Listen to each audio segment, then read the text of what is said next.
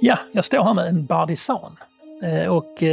Det är ju ett sånt här stångvapen med en ganska bred klinga som ni kan se.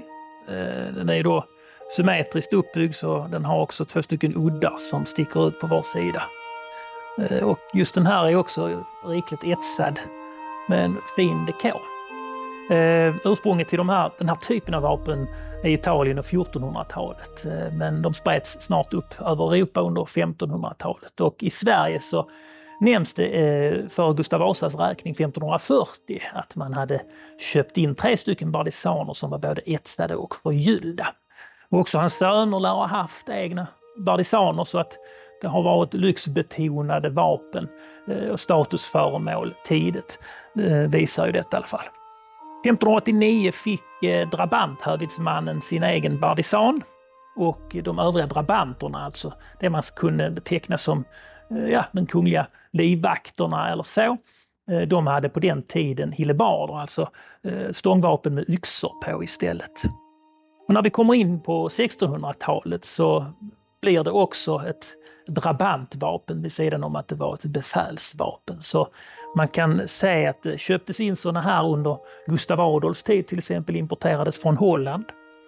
Just den här är faktiskt från drottning Kristinas tid, och den beställdes redan 1645, men är då inte från Holland utan inspirerades av Gustav Adolfs bardisaner men tillverkades i Sverige. De levererades då året efter 1646, och det kan man se här på klingan också. Utöver det så har man då Kristinas vapen här med den lilla kärven här i mitten, och vi ser också CRS här uppe då för Kristina Regina Suecia.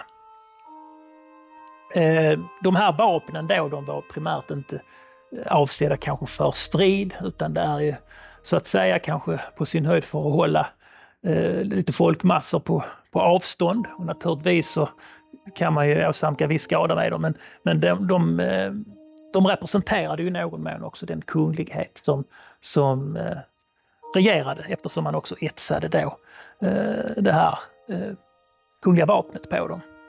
Vad som inte finns här, men som vi kan se på bordet, det är den här obligatoriska bardisankvasten som alltså ska hänga ner här, och den matchade ju då som regel den kungliga ättens vapensköld eller de svenska färgerna som det senare blev då blått och gult.